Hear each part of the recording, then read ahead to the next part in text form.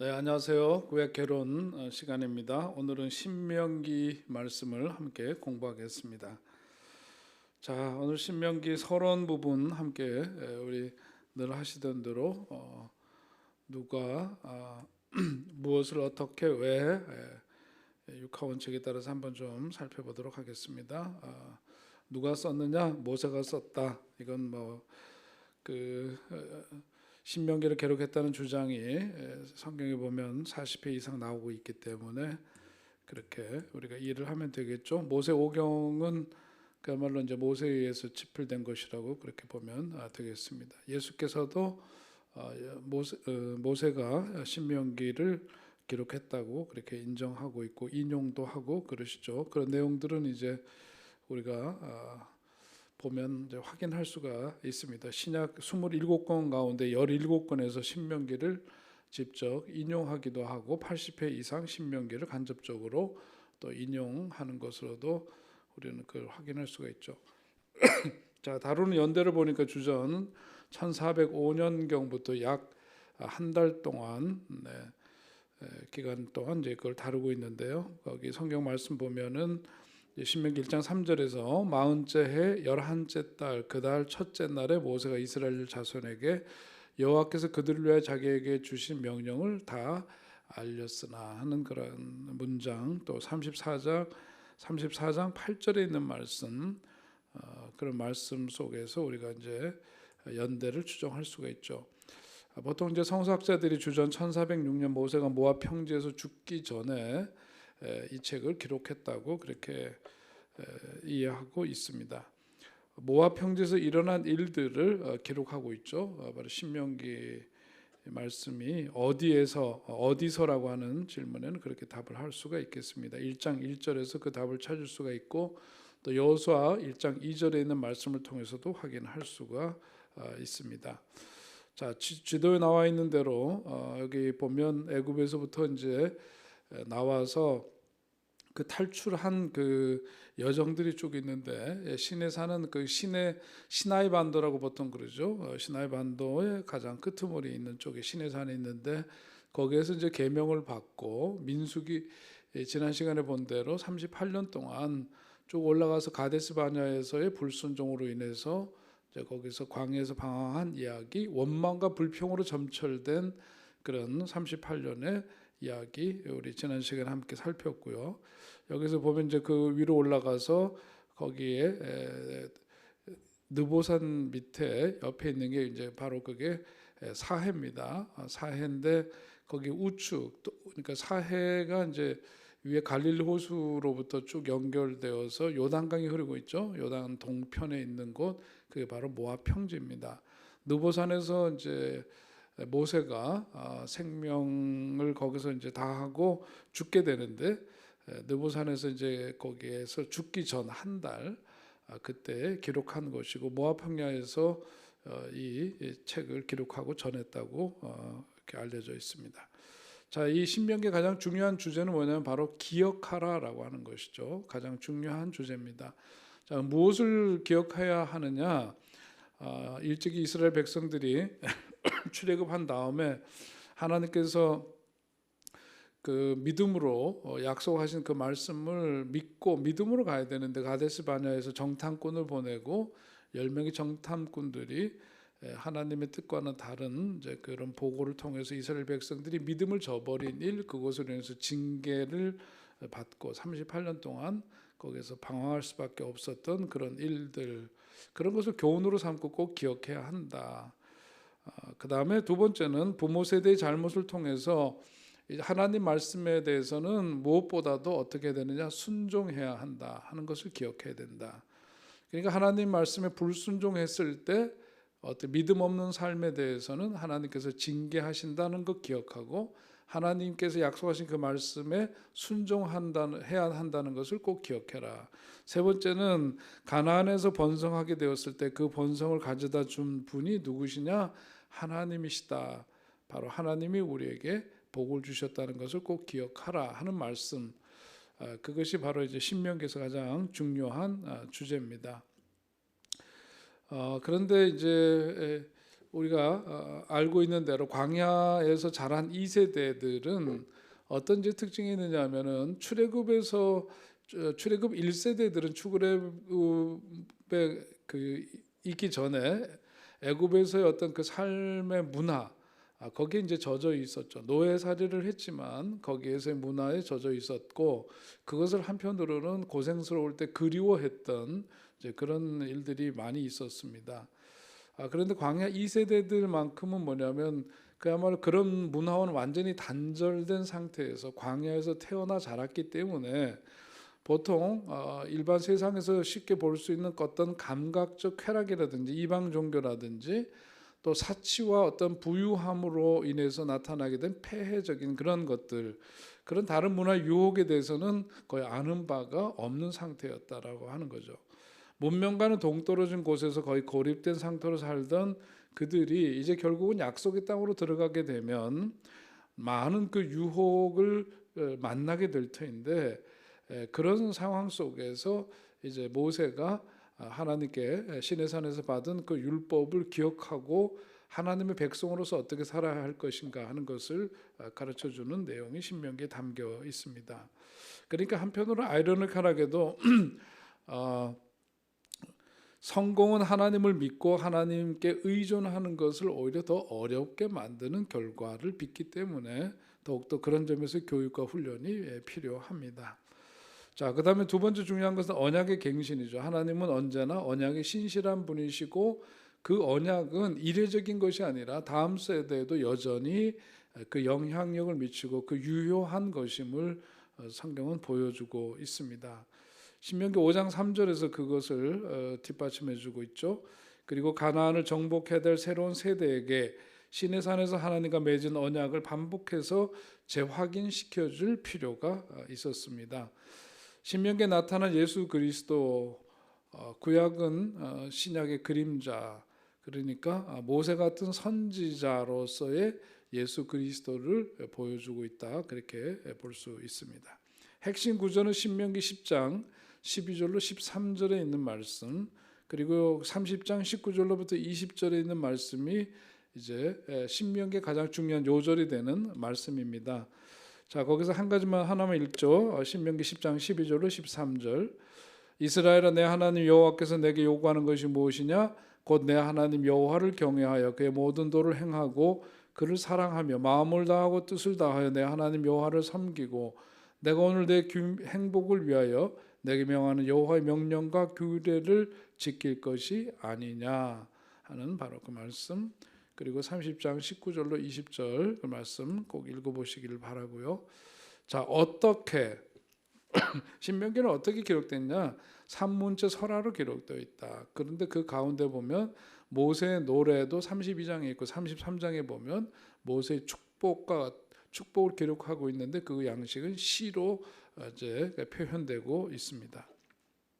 신명기에 기록된 역사는 시간 순서대로 기록된 것은 아닙니다. 왜냐하면은 그 출애굽 2세대 광야에서 태어난 광야 세대에게 교훈, 그들을 교육하기 위해서 한 일종의 설교이기 때문에 그것이 어떤 역사적인 사실의 시간대별로 기록된 것은 아니라는 것을 또 염두에 두면 좋겠습니다. 자, 왜 이것을 기록했느냐? 가장 중요한 대목이죠. 신명기는 시내산에서 맺은 언약을 앞에서도 언급한 대로 광야에서 태어난 새로운 광야 세대, 그들에게 갱신하는, 하나님께서 주신 약속이 너희들에게도 여전히 유효하고 또 그 말씀을 너희들도 따라서 지키며 행해야 된다라고 하는 교훈을 주기 위해서 기록한 말씀, 전한 말씀입니다. 원래 신명기는 120세 된 모세가 광야에서 태어난 다음 세대를 향해서 순종이 얼마나 중요한지를 가르치는 바로 그런 교훈이 담긴 설교인데, 그 세 편의 설교가 신명기에 담겨 있습니다. 이 세 편의 설교를 통해서 모세는 하나님께서 시내산에서 주신 율법을 새로운 세대에게 다시금 적용하고 또 그것을 통해서 확장시키는 그런 목적, 그런 뜻을 담고 신명기를 기록한 것이죠. 출애굽기와 레위기, 이제 모세 오경에서 특별히 출애굽의 역사를 기록하고 있는 내 책에서 볼 때에 출애굽과 레위기와 신명기가 어떻게 다른가 하는 점을 보면 신명기는 출애굽과 레위기가 기록하고 있는 율법을 반복하고 있긴 한데 신명기는 레위기처럼 많은 율법 조항들을 포함하고는 있지만은 그 이제 주된 대상이 누구냐면은 제사장이나 희생 제사에 대한 것이라기보다는 일반 백성들과 관계된 것들을 주로 다루고 있다라고 하는 점, 그 점이 이제 다릅니다. 그러니까 이것도 우리가 쉽게 이해가 될 수 있겠죠. 앞서 말씀드린 것처럼 이제 광야 출애굽 2세대 광야 세대가 그 말씀대로 어떻게 그들이 이제 약속의 땅에 들어가서도 그 하나님의 말씀을 삶 속에 적용시키면서 그것을 이행해 나갈 것인가 하는 점에 더욱더 중요한 방점이 찍혀져 있으니까 이제 그런 것을 강조하는 말씀이 레위기나 출애굽에 비해서 신명기에 담겨져 있다, 그렇게 쉽게 이해할 수 있습니다. 자, 신명기 말씀은 아까 앞서 말씀드린 것처럼 세 가지 이제 긴 설교로 되어 있는데, 첫째는 하나님께서 이스라엘에게 행하신 일이 무엇인가 하는 것을 가르쳐주는 설명하고 있는 말씀, 1장 1절서부터 4장 43절까지의 말씀입니다. 자, 신명기 개요 부분에서 주제는 언약의 갱신이고, 앞서 말씀드린 것처럼 주전 1405년경 모압 평지에서 기록된 말씀. 자, 그 언약의 전문이 1장 1절서부터 5절에 나오는데요. 그 다음에 1장 6절서부터 18절까지는 시내산에서 가데스 바네아에 이르기까지의 말씀이죠. 시내산을 떠난 다음에 시내산에서 율법이 주어진 일부터 시작해가지고 그 다음에 지도자를 세우는 일들. 그래서 각 지파에서 지혜와 지식이 있는 인정받는 사람들을 택해서 그래서 그 그룹의 리더들로 이제 삼은 그런 이야기가 거기에 기록되어 있고, 1장 19절서부터 46절까지는 가데스 바네아에서 정탐꾼을 파송한 이야기인데, 이것이 이제 앞서 민수기라든지 여기서 보는 것과는 좀 다르죠. 분명한 것은 뭐냐면 백성들이 먼저 정탐꾼을 보내자고 요청했다고 그렇게 성경 기록하고 있습니다. 그러니까 하나님이 정탐꾼을 보내고 이거 주도적으로 그렇게 하신 게 한 게 아니라는 거죠. 백성들이 하나님의 약속이 있음에도 불구하고 뭔가 미래에 대한 걱정이 있었고, 그래서 이러한 어떤 자기네들 나름대로의 그 방법을 가지고 미리 그것에 대해서 알고 싶어서 정탐꾼을 보낸 것이 그들이 정탐꾼 12명을 파송하게 된 동기였다는 것을 성경은 보여주고 있습니다. 자, 거기에서 이제 가데스 바네아에서의 중요한 부분들은 정탐꾼을 파송한 거와 자기 불신앙을 고백한 일입니다. 거기 보면 내가 너희에게 말하기를 그들을 무서워하지 말라, 두려워하지 말라, 너희보다 먼저 가시는 너희의 하나님 여호와께서 애굽에서 너희를 위하여 너희 목전에서 모든 일을 행하신 것 같이 이제 너희를 위하여 싸우실 것이다. 앞서서 이미 홍해바다의 경험도 있고 하나님께서 보여주신 그러한 기적들을 통해서 하나님께서 우리와 함께 하시고 약속의 땅을 우리에게 분명히 주시리라고 하신 그것을 여러 가지 징표를 통해서 보여주셨지만 그러지 못한 그런 이스라엘 백성들, 그런 모습들에 대해서 한마디로 말하면 이 일에 너희가 너의 하나님 여호와를 믿지 아니하였도다 하는 말씀으로 그들의 불신앙을 확인하고 있죠. 하나님의 심판에 대한 말씀이 34절부터 40절에 나오고 있고, 아모리 족속에게 패한 이야기 41절부터 46절에 기록되어 있습니다. 그 패배의 원인은 다른 게 아니죠. 하나님께서 그들에게 너희는 올라가지 말고 싸우지 말라 그렇게 말씀을 했는데, 내가 너희 중에 있지 아니하니 너희가 대적에게 패할까 하노라 그렇게 말씀하시며 했음에도 불구하고 그러지 못했을 때 그 결과는 너무나 뻔한 것이었다 하는 것을 보여줍니다. 2장 1절서부터 23절까지는 가데스 바네아에서 모압까지의 일인데, 거기에 대해서 내용을 보면 이스라엘이 가데스 바네아에서 반역한 일로 인해서 38년 동안, 그러니까 그들이 주로 머물렀던 곳이 사해 남쪽에 있던 세일산 주변인데, 거기를 이렇게 지난 시간에 얘기한 것처럼 계속 원형을 그리듯이 배회하고 방황하면서 그곳에서 무려 38년 동안 거기서 지체하게 됩니다. 그러면서 주는 교훈은 뭐냐면 그 어떻게 보면은 거슬러 올라가면 같은 이제 그 혈연적으로 엮여져 있죠. 그래서 에돔과 다투지 말아라 하는 말씀, 모압을 괴롭게 하지 말고 암몬을 괴롭게 하지 말라 하는 그런 말씀이 주어집니다. 요단 동편 지역의 정복에 대한 말씀이 2장 24절부터 3장 20절에 나오죠. 아모리 왕 시온을 정복하고 바산 왕 옥을 정복하고 요단 동편 땅을 분배한 이야기, 그것이 3장 12절부터 20절에 나옵니다. 그래서 거기에서는 이미 약속의 땅, 그러니까 요단 서편으로 들어가서 원래 계획하고 약속했던 그 땅을 차지하고 분배하기 이전에 그 요단 동편에서 그들이 머물면서 거기서 이미 이제 땅이 부분적으로 거기에서 분배가 되죠. 그게 바로 이제 루벤 지파, 갓 지파, 므낫세 지파 가운데서 그 반 지파가 거기 땅을 차지합니다. 그것은 우리가 앞에서 이미 공부해서 다 기억하시겠습니다만은 그들은 이 땅을 요구하고 거기에 대해서 모세가 역정을 내죠. 그런데 이제 그들이 모세하고 이제 함께 약속한 것은 이제 정복 전쟁을 벌일 때 그들이 앞장서서 싸우고 그 전쟁이 다 이루기까지 자신들에게 주어진 그 책무와 의무를 소홀히 하지 않겠다 하는 그런 약속을 했고, 실제로 그들은 그 이후에도 자기네들이 땅을 차지하고 있었고, 므낫세 지파 같은 경우에는 반 지파만 동편에 있었지만 마지막에 땅의 분배가 이루어지기까지 정복 전쟁에서 앞장섰다는 것을 성경은 보여주고 있습니다. 자, 그러면서 3장 21절 이하에 보면은 이제 모세가 임종을 앞두고 있는 그런 상황이었기 때문에 모세를 이은 여호수아의 등장이 거기에 이제 나오게 되죠. 그 다음에 그 언약을 요약한 내용이 4장 1절서부터 43절까지 나오는 내용입니다. 자, 그게 이제 첫 번째 설교에서 그런 문제를 이렇게 개괄적으로 다루고 과거에 일어난 일들에 대한 이야기입니다. 두 번째는 4장 44절부터 26장까지 그렇게 많은 분량을 차지하고 있는 거기에서의 설교 내용은 하나님께서 이스라엘에게 기대하시는 것이 무엇인가 하는 것을 모세는 설교를 통해서 이스라엘 출애굽 2세대 광야 세대에게 그것을 설교하고 있습니다. 자, 하나님의 율법을 소개하는 내용이 4장 44절부터 49절에 나오죠. 자, 그리고 5장서부터 11장까지는 시내산 언약 해설에 해당되는 내용인데 5장은 시내산 언약 내용이죠. 이 언약은 여호와께서 우리 조상들과 세우신 것이 아니요 오늘 여기 살아있는 우리 곧 우리와 세우신 것이라. 그러니까 하나님과 체결된 그 약속의 말씀은 과거에 끝나고 매듭지어진 게 아니라 여전히 지금을 살아가고 있는 우리들, 모세가 지금 광야 세대에게 말씀하는 거죠.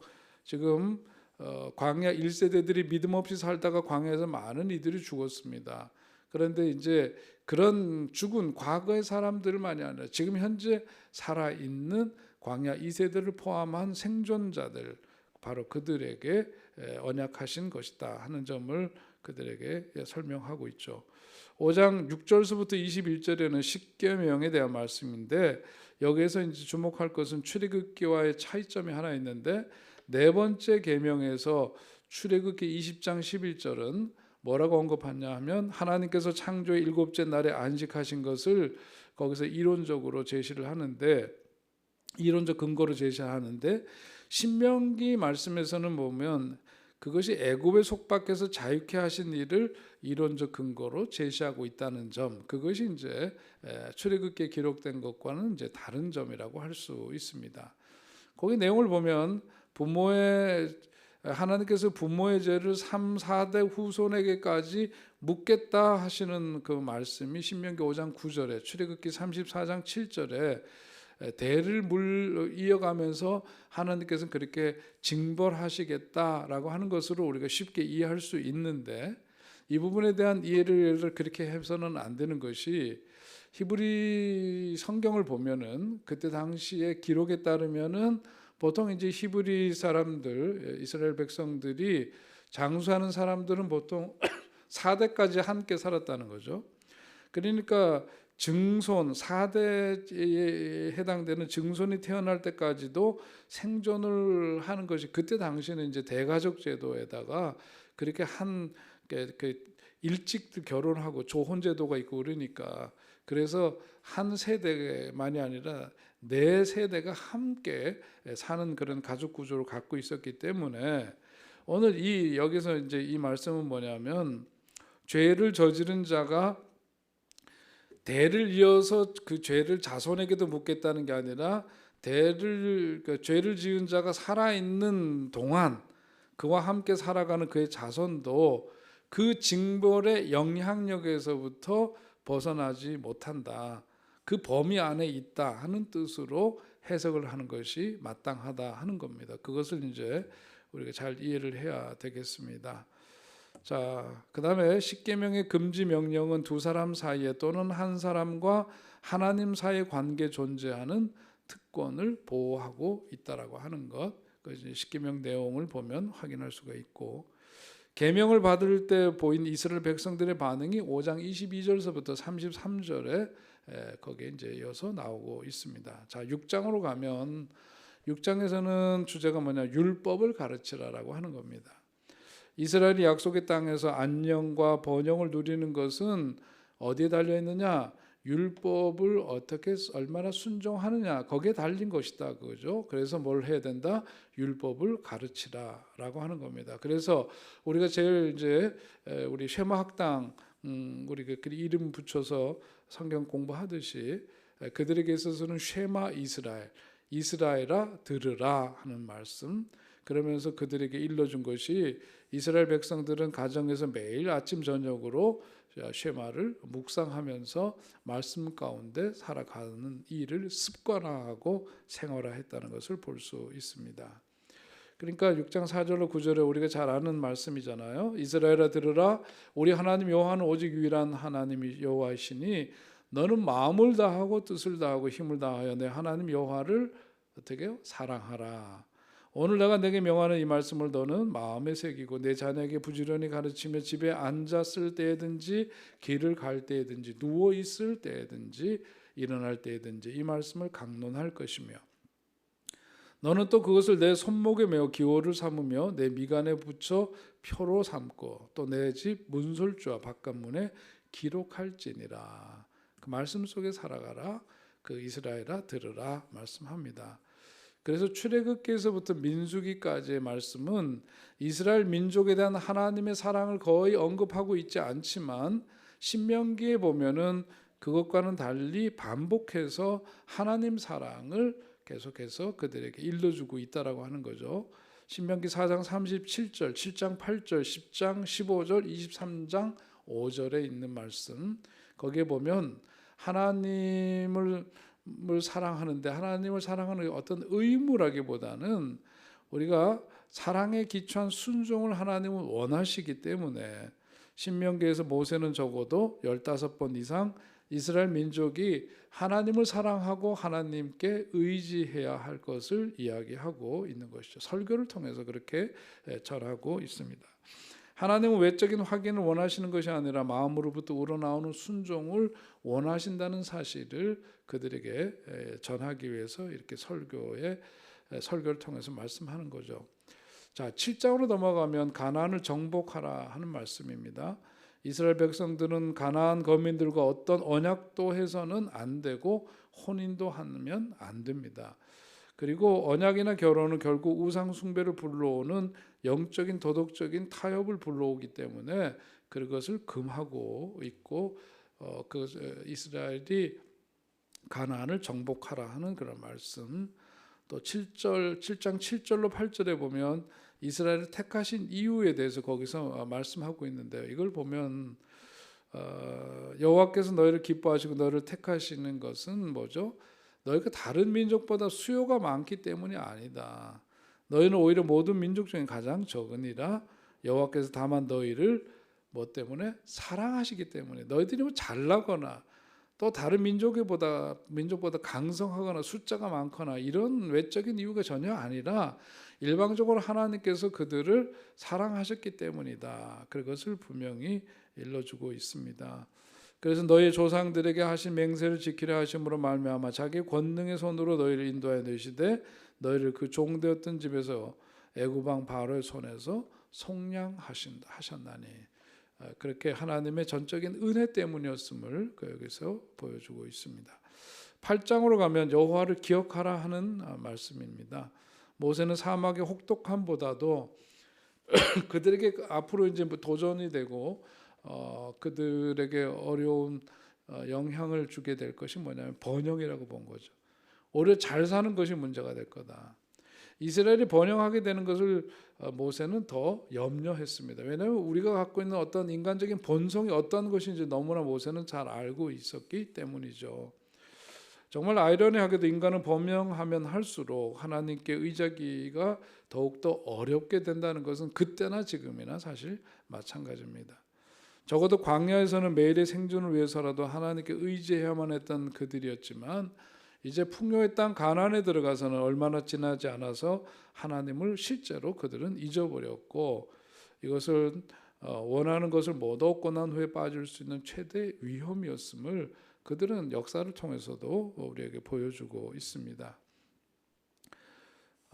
그러니까 신명기 8장 3절에서 너를 낮추시며 너를 줄이게 하시며 또 너도 알지 못하며 내 조상들도 알지 못하던 만나를 내게 모이신 것은 사람이 떡으로만 사는 것이 아니요 여호와 입에서 나오는 모든 말씀으로 사는 줄을 내가 알게 하려 하심이니라. 이것이 이제 하나님의 원뜻인데 이것을 그들이 미리 알 필요가 있었죠. 깨달을 필요가 있었습니다. 자, 그러면서 이 이스라엘 백성들이 그들이 이제 그 출애굽의 여성 속에 있을 때 하나님은 어떻게 하셨느냐? 자, 너희들은 기억해야 되는데 뭘 기억해야 되느냐? 여호와께서 40년 동안에 내게 광야길을 걷게 하신 것을 기억하라. 근데 이는 너를 낮추시면 너를 시험하사 내 마음이 어떠한지 그 명령을 지키는지 지키지 않는지 알려 하심이었다. 그렇게 말하죠. 3절에 보니까 너를 낮추시면 너를 줄이게 하시며 또 너도 알지 못하며 내 조상들도 알지 못하던 만나를 내게 먹이신 것은 사람이 떡으로만 사는 것이 아니요 여호와 입에서 나오는 모든 말씀으로 사는 줄을 내가 알게 하려 하심이니라. 이 40년 동안은 내 의복이 헤어지지 아니하였고 내 발이 부르트지 아니하였느니라. 자, 이 말씀을 통해서 하나님께서는 그들로 하여금 이런 하나님의 전적인 은혜 그것을 기억하라 8장에서 말씀하고 있습니다. 자, 거기에 스크루테이프의 편지라고 있죠. 그 악마의 편지 거기에서 나오는 이야기를 C.S. 루이스의 작품 속에 나오는 그 책에 내용이 인용되어 있는데 거기 한번 보면은요. 환자에게 만사의 중용을 지키라고 말해주거라. 종교는 지나치지 않아야 좋은 것이라고 믿게만 해놓으면 그의 영혼에 대해서는 마음 푹 놓아도 좋다. 중용을 지키는 종교란 우리한테 무교나 마찬가지니까 아니 무교보다 훨씬 더 즐겁지. 이게 뭐예요? 악마가 하는 이야기입니다. 그러니까 우리가 믿음 생활이라는 건 어떠해야 되는가를 보여주는 그런 신뢰가 되는 말씀이죠. 자, 8장 11절로 14절, 16절부터 18절에 이스라엘은 쉽게 하나님의 은혜를 잊어버릴 수 있었다는 점을 보여줍니다. 거기 나와 있는 내용대로 내가 먹어서 배부르고 아름다운 집을 짓고 거주하게 되며 또 내 소와 양이 번성하며 내 은금이 증식되며 내 소유가 다 풍부하게 될 때에 내 마음이 교만하여 내 하나님 여호와를 잊어버릴까 염려하노라. 그렇게 말씀하셨는데 실제로 그렇게 되고 말죠. 은혜로 받은 축복에 대한 말씀 9장서부터 10장 11절의 말씀이 기록되어 있습니다. 거기로 들어가 보면 이스라엘이 받은 복은 하나님의 은혜 덕분이었음을 거기서 보여주고 있고 이스라엘의 그러나 그 배교 역사가 9장 6절서부터 10장 11절까지 기록되어 있는데 이게 이제 광야 세대의 그 과거의 역사와 더불어서 오늘 현재적 삶 속에서도 그들이 이 역사를 통해서 깨닫고 배우지 않으면 안 되는 교훈들을 전하고 있는 거예요. 그래서 이스라엘의 그 배교 역사를 거기서 상기시키는데 보니까 금송아지 우상 숭배를 했던 일들, 광야에서 배교했던 일, 모세 그 중보기도, 모세가 십계명을 다시 받게 된 이야기들, 이 역사를 쭉 그들에게 다시금 전해주고 있습니다. 순종에 따른 것은 축복이죠. 불순종에 따른 것은 저주입니다. 그것에 대한 말씀이 10장 12절부터 11장까지 거기에 전해주고 있습니다. 거기에서 보니까 이스라엘아 내 하나님 여호와께서 내게 요구하시는 것이 무엇이냐? 곧 내 하나님 여호와를 경외하며 그의 모든 도를 행하고 그를 사랑하며 마음을 다하고 뜻을 다하여 내 하나님 여호와를 섬기고 내가 오늘 내 행복을 위하여 내게 명하는 여호와의 명령과 규례를 지킬 것이 아니냐. 그러면 거기에 따른 것은 뭐냐? 그 순종에 따른 것은 복이다. 그 축복의 역사가 있게 된다. 사랑하는 하나님을 있는 그대로 존중하고 하나님이 이끄시는 대로 따라가고 온 마음 다해 하나님을 섬기고 하나님의 모든 명령에 순종하는 것, 그게 하나님 사랑이다 하는 점을 말씀하고 있죠. 하나님을 사랑하려면 그러니까 뭐가 필요하냐? 마음에 할례를 행해야만 한다 하는 말씀. 또 하나님을 사랑하기 위해서는 우리의 마음을 사로잡고 있는 자기중심성, 자기애 플러스 자기중심성, 이것을 극복해야만 하나님께 삶의 우위를 두고 신뢰하고 하나님을 진정 사랑할 수 있다 하는 점을 일러줍니다.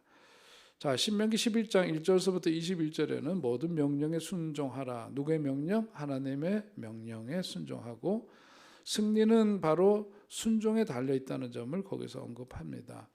가나안을 정복한 후에 그리심산에서 축복을, 에발산에서는 저주를 선포한 이야기가 여호수아서에 나오는데 바로 이 점을 그들에게도 상기시키는 거죠.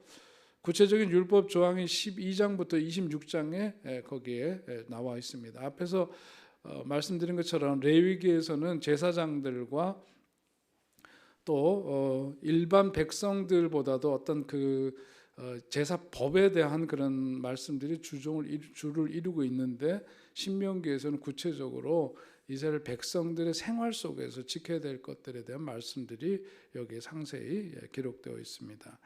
의식법은 12장부터 16장인데요. 16장 17절까지 중앙 성소 우상 숭배를 금지하는 것, 그리고 이적과 기사가 나타나도 그것을 믿지 말라 하는 그런 말씀들. 음식에 대한 규정입니다. 정한 음식, 부정한 음식 구분해주고 있고, 11조에 대한 말씀이 14장 22절부터 29절에 있으면서 매년 소산의 11조를 하나님께 반드시 드리라 하는 말씀, 그리고 3년마다 11조는 레위인 나그네 고아와 과부를 부양하는데 사용해야 한다는 말씀, 그것이 제시됩니다.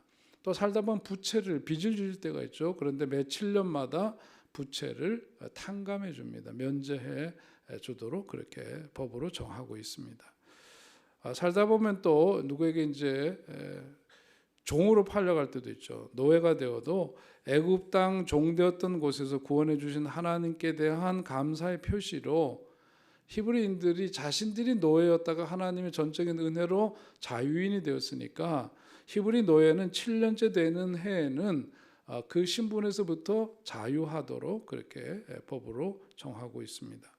초태생을 구별하라고 하는 얘기 15장 19절로 23절에 나오고, 절기에 대한 말씀인데 이스라엘의 3대 절기 하면은 우리가 잘 아는 대로 유월절, 칠칠절, 초막절을 꼽는데 거기에 따른 절기의 예법이 거기에 설명되고 있습니다. 시민법입니다. 16장서부터 20장에 나오는 말씀 가운데 재판장들의 직무, 또 왕의 직무, 왕의 자격 조건, 특별히 왕은 하나님께서 택하신 이스라엘 백성 가운데에서 나와야 한다 하는 점을 전제로 하면서 자격 조건에 대한 말씀, 또 한 가지는 병마를 많이 두거나 얻으려고 하지 말아야 했고, 아내를 많이 두거나 자기를 위하여 은금을 많이 쌓아두지 말아야 하는 이런 조건이 제시되어 있습니다. 자, 거기에 이제 그 성경 말씀 참고로 보시고, 솔로몬 같은 경우에 이런 왕의 자격 조건을 어긴 대표적인 왕이었다는 것을 성경에서 확인할 수가 있습니다. 왕이 지켜야 될 일은 17장 18절서부터 20절에 보니까 왕은 신명기를 간직하고 정기적으로 읽어야 됐다. 하나님 말씀이 삶의 표준이 되어야 하기 때문에 말씀을 강독하는 일을 해야만 했고, 왕은 그 율법을 읽는 것으로만이 아니라 지켜 행해야만 했다. 그것이 왕이 지켜야 될 일이었습니다. 자, 제사장과 선지자의 직무에 대한 말씀이 18장에 나오는데요. 거기 말씀에 이어서 도피성에 대한 말씀, 우리 앞에서도 언급했던 말씀인데요. 도피성에 대한 게 19장에 나오고 또 증인에 대한 말씀, 거기서 두세 증인의 입으로 그 사건을 확정짓지 않으면 안 되는 그런 말씀이 이제 19장에 또한 나와 있습니다. 전쟁에 대한 게 20장입니다. 진멸시켜야 될 민족들은 누구냐? 16절부터 17절에 있는 말씀 보니까 오직 내 하나님 여호와께서 내게 기업으로 주시는 이 민족들의 성읍에서는 호흡 있는 자를 하나도 살리지 말지니 곧 헷 족속, 그리고 아모리 족속, 가나안 족속, 브리스 족속, 히위 족속, 여부스 족속을 내가 진멸하되 내 하나님 여호와께서 내게 명령하신 대로 하라. 그러니까 이방인들 가운데서 이들은 반드시 그들을 살려두지 말고 죽이라. 그런데 앞에서 본 것처럼 모압 사람, 그다음 에돔이라든지 또 이렇게 거슬러 올라가면 이스라엘과 혈연적으로 얽혀 있는 거기에 대해서는 죽이지 말라 그렇게 명령하고 있습니다. 이처럼 앞에서 그들을 진멸시켜야 될 이들 족속들을 이렇게 명명한 것은 그들이 그 신들에게 행하는 모든 가증한 일을 너희에게 가르쳐 본받게 하여 너희가 너희 하나님 여호와께 범죄하게 할까 함이다. 그러니까 그들의 그릇된 그런 우상 숭배의 그 문화가 광야 세대에 영향을 끼칠까봐 철저히 그들을 진멸 대상으로 삼아야 한다는 말씀을 주시고 있죠.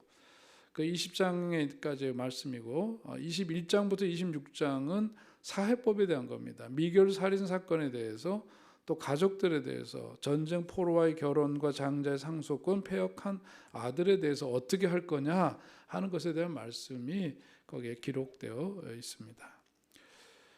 자, 오늘 거기 이제 그런 제도들을 보면서 한 가지 이제 생각하게 되는 것은 하나님께서는 억울하게 어떤 한을 갖고 살아가는 사람들, 그런 사람들에 대해 깊은 관심을 갖고 계시다라고 하는 거죠.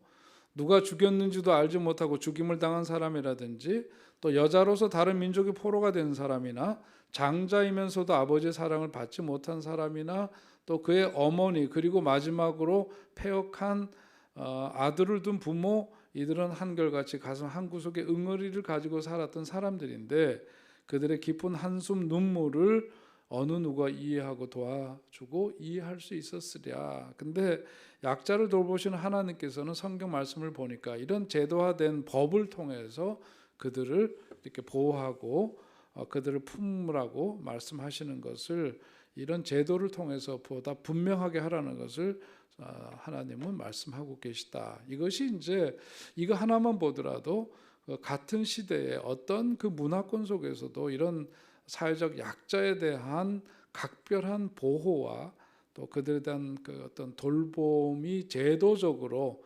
장치하도록 되어 있는 것은 참 찾기가 어려운 것 같습니다. 자, 형제 소유물 혼합 금지, 결혼에 대한 것, 그리고 총회에 참여하지 못하는 자들, 해서는 안 되는 자들, 민족의 화합을 위한 말씀 11조, 이스라엘의 서약과 하나님의 서약에 대한 말씀, 이것이 이제 두 번째 설교에 담고 있는 내용들이고 끝으로 이제 세 번째 설교입니다. 이것은 이제 장차 일어날 미래에 대한 하나님께서 행하실 일에 대한 말씀인데 27장부터 34장 마지막까지의 말씀이 거기에 담겨 있습니다. 자, 거기에서 먼저 27장, 28장 말씀은 언약을 비준하는 말씀인데 모세와 제사장들이 온 이스라엘에게 말하 이르되 이스라엘아 잠잠하여 들으라 오늘 내가 내 하나님 여호와의 백성이 되었으니 그러면서 이제 하시는 말씀이죠. 율법에 대해서 순종해야 한다 하는 그런 권면이 거기에 나오면서 그 다음에 이제 저주에 대한 선포, 언약의 경고 사항들 이런 것이 이제 거기 기록되는데 특별히 28장에 보면 우리가 잘 아는 대로 신명기 28장에서는 순종할 때 누리게 되는 복에 대한 얘기는 축복에 대한 얘기가 나오죠. 14절까지 말씀을 좌로나 우로나 치우치지 않고 그 말씀대로 행하면은 이런 복을 받게 될 것이다. 그러면서 어마어마한 축복의 약속들이 거기 담겨 있습니다. 전제는 뭐냐? 순종할 때 하나님 말씀에 순종하면 그렇게 될 거다. 그러나 28장 15절서부터 68절까지는 더 많은 분량을 할애해서 뭘 말씀하느냐 하면 불순종하게 되면은 거기에 저주가 임하게 될 거다 하는 말씀이 거기에 담겨 있습니다.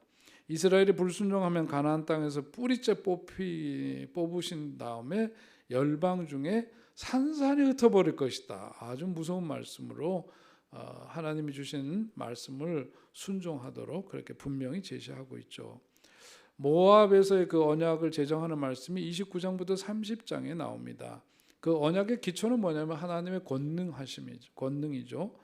언약을 맺기 전에 하나님께서 이스라엘에게 행하신 일들을 상기시켜주는 내용이 29장 2절로 3절에 나오고, 언약의 그 당사자들 29장 10절로 15절에 나오고, 또 29장 16절부터 30장 10절에는 언약의 경고사항들이 거기에 기록되어 있습니다.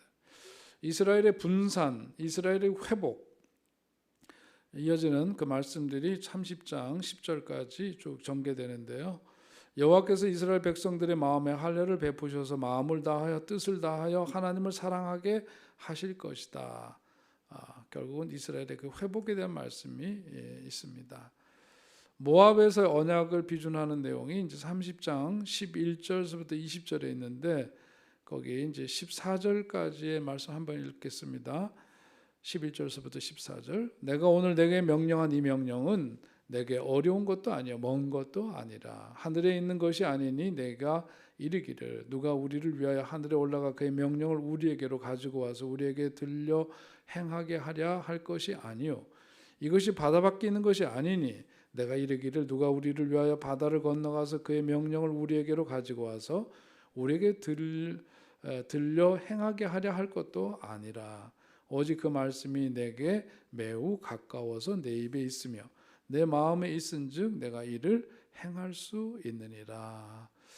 이 말씀 보니까 느껴지는 게 어떤 겁니까? 사실 하나님께서 우리에게 주시는 말씀은 우리가 이룰 수 없는 말씀을 주시는 것이 아니라, 그래서 그것이 어떤 우리의 삶과는 무관하게 어떤 여기 지금 표현하고 있는 대로 하늘이나 바다에 있는 그런 게 아니라 우리들 구체적인 삶 속에 들어와 있는 그 말씀, 그것을 우리에게 입에 그 말씀을 담아두게 하시고 그 말씀을 따라서 행하는 그런 삶을 살도록 그렇게 하기 위해서 구체적으로 우리에게 그런 말씀을 주셨다. 그렇게 분명히 말하고 있습니다.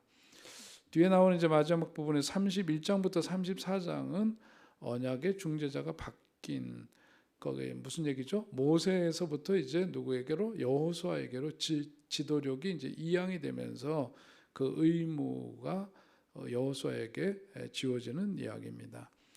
자, 모세는 이스라엘 백성들을 떠나지만 여호와 하나님은 언제나 이스라엘과 함께 계실 것이다. 그렇게 말씀하면서 웨슬리 목사님도 그런 말씀하셨지만 하나님의 사람은 때가 되면 떠납니다. 그러나 하나님의 일은 계속된다. 하나님께서 세우신 그 뒷사람에 의해서 그 일은 계속해서 이어져 가게 되는 거죠. 그게 바로 이제 모세의 삶 속에서도 결국 말년, 노년의 임종을 앞두고 있게 되는 거죠. 모세 사후에 여호수아가 등장해서 하나님의 일을 이끌어 가게 됩니다. 31장 1절서부터 6절에 있는 말씀을 보니까 그런 이제 전환기죠. 그러면서 어떤 말씀을 전하느냐 하면, 모세가 가서 온 이스라엘에게 이 말씀을 전하여 그들에게 이르되 이제 내 나이 120세라 내가 더 이상 출입하지 못하겠고 여호와께서도 내게 이르시기를 너는 이 요단을 건너지 못하리라 하셨느니라. 자, 이렇게 입장을 분명히 밝히면서 그 다음에 그들에게 주는 권면입니다. 너희는 강하고 담대하라. 두려워하지 말라. 그들 앞에서 떨지 말라. 이는 내 하나님 여호와 그가 너와 함께 가시며 결코 너를 떠나지 아니하시며 버리지 아니하실 것임이라.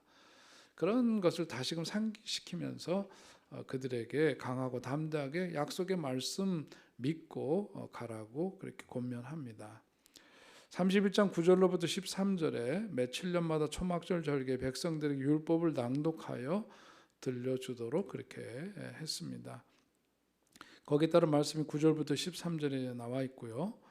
또 하나님께서 이스라엘 백성에게 의무를 부과하시는 그 내용이 14절부터 22절에 31장에 나오는데, 율법책을 보관하는 그 문제, 그 다음에 거기에 따른 이제 뒤에 나오는 말씀들이 있고요.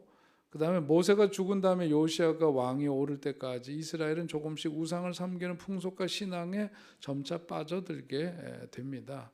그런데 모세의 예견대로 이스라엘은 수시로 우상 숭배에 빠졌고 이 율법책은 여러 해 동안 방치가 되었다가 우리 역사서에서 공부할 때 아시는 것처럼 요시아 왕이 유다를 다스리던 주전 622년 이 율법책이 다시금 발견됩니다. 그러니까 그 전에는 뭐냐면 그들이 타락하고 죄 가운데 거하면서 이방 민족에 의해서 침략을 당하고 노리개처럼 그렇게 되었을 때 보니까 거기 뭐냐 말씀이 없었다는 거죠. 그것을 보여주는 말씀이기도 합니다. 자, 거기에 따른 말씀들 이제 역사서 열왕기 하에도 이제 언급되고 있는데요. 나중에 또 공부할 기회가 있습니다. 모세의 노래가 32장부터 47절 임종하기 전에 모세의 노래입니다.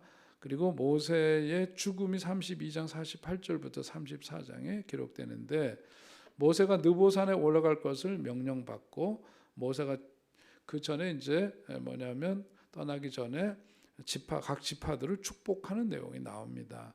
그리고 모세가 약속의 땅을 바라보는 그런 장면들 가슴이 서늘해지고 뭉클해지는 그런 대목이죠. 모세가 그렇게 고생스럽게 40년 광야 생활을 이끌고 왔지만 하나님께서 그로 하여금 약속의 땅으로 들어갈 수 없도록 그렇게 하심으로 멀리서 그 땅을 지켜보아야 했을 느보산에서의 그 모세의 모습, 그 모세의 마음은 어떠했을까?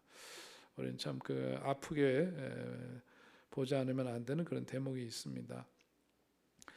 자, 거기에 따른 전승을 보면 여호수아가 신명기의 부록으로 34장을 기록했다 그렇게 이제 주장을 하기도 합니다. 왜냐하면 모세가 거기서 이제 죽는 장면이니까 그것은 본인이 쓸 수 있는 게 아니잖아요. 그래서 여호수아가 첨삭한 것이다 그렇게 말하기도 하죠. 자, 모세가 죽어서 장사된 이야기 34장 5절로 8절에 나오는데 모세의 그 매장지를 아무도 모르도록 했다. 참 중요한 대목인 것 같습니다. 모세가 이스라엘 백성에 있어서는 그야말로 절대적 존재였기 때문에 필시 모세 사후에 그를 우상시 여길 수도 있었을 것 같아요. 그러니까 매장지가 없어요. 그의 죽음을 아무도 보지 못했고 어디에 묻혔는지도 몰랐고 그래서 미드라시에 보면은 어떻게 기록되었느냐면 하나님께서 손수 모세를 장사 지냈다 그렇게 표현하기도 합니다. 모세는 하나님께서 직접 땅에 묻은 유일한 사람이 되었고 또 변화산상에 나타난 것을 보면 결국 약속의 땅 가나안이 예표하는 하나님 나라에 들어간 인물로 우리는 볼 수 있습니다. 모세와 엘리야는 예수님과 함께 진정한 출애굽, 다시 말해서 예수님의 죽음과 부활에 대해서 이야기한 것. 그게 이제 변화산상에서의 이야기가 바로 그런 이야기죠. 자, 모세 사후에 후계자 여호수아가 등장하게 됩니다. 그리고 34장 10절로 12절에 보면 모세의 비석, 그 후에 이스라엘의 모세와 같은 선지자가 일어나지 못하였다 하는 기록을 하면서 모세는 어떤 사람이었느냐? 여호와께서 대면하여 아시던 자였고 여호와께서 그를 애굽 땅에 보내서 바로와 그의 모든 신하와 그의 온 땅에 모든 이적과 기사와 모든 큰 권능과 위엄을 행하게 하여 또 온 이스라엘 목전에서 그를 하나님께 주신 그 말씀대로 그것을 행하던 사람이었다. 이렇게 기록한 이것이 일종의 뭐예요? 비문에 그의 일생을 요약해서 표현할 수 있는 비문에 해당되는 것이죠. 10절로부터 12절에 그렇게 언급하고 있습니다. 자, 율법은 모세로 말미암아 주어진 것이고 은혜와 진리는 예수 그리스도로 말미암아 온 것인데 모세는 진정한 여호와의 종이었다 하는 점을 우리가 말씀을 통해서 확인할 수가 있습니다. 그러나 예수 그리스도는 그 하나님의 아들이셨다. 히브리서는 그것을 보여주고 있습니다. 자, 모세를 생각할 때 우리가 생각하게 되는 건 모세는 일종의 그 했던 많은 역할 가운데 하나가 장례위원장이었다. 그렇게 이제 표현합니다. 왜냐하면 그는 주님의 진노하신 그리고 수많은 사람들이 광야에서 죽어 묻히는 것을 보아야만 했기 때문에 그렇죠. 광야 1세대 가운데서 여호수아와 갈렙을 제외하고는 장정만 60만이었던 그들 그 식솔들이 결국은 다 광야에서 묻혀야 했으니까 장래 위원장이었다. 모세는 그렇게 말해도 과언이 아닐 겁니다. 40년 동안 광야에서 생활하는 동안 하나님께서 이스라엘을 어떻게 인도하시는지를 그는 경험하면서 하나님 앞에선 인간들의 연약함을 누구보다 철저히 깨달았던 인물이었고, 그래서 우리가 이제 지금도 장례 예식할 때 자주 인용하는 말씀 가운데 그 모세 노래가 시편 90편에 기록되어 있는데, 거기에서 특별히 10절로 12절에 보면 우리 연수가 70이요 강건하면 80이라도 그 연수의 자랑은 수고와 슬픔뿐이요 신속히가 아니 우리가 날아가나이다.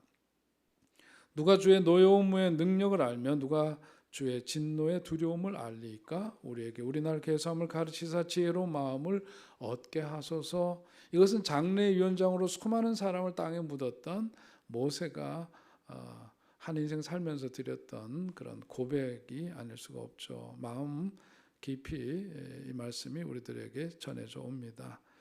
자, 끝으로 오늘 신명기를 오늘 나에게 주신 이유는 무언가 정리하면, 첫째, 언약을 갱신하라 하는 거죠. 하나님의 언약은 다음 세대도 여전히 유효하다 하는 것이죠.